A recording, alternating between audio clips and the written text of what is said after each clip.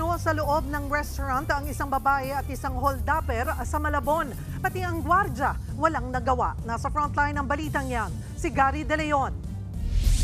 Nakasilip mula sa pinto ng isang fast food restaurant sa Barangay Longos, Malabon ang lalaking ito nang masapul sa CCTV.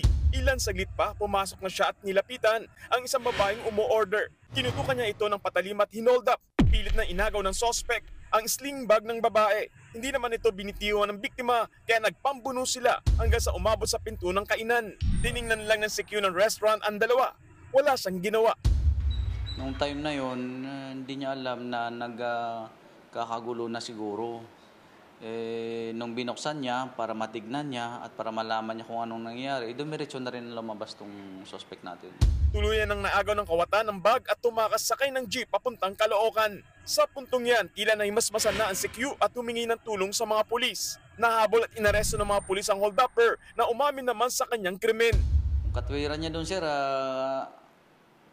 sa pangangailangan niya, sir, sa pera.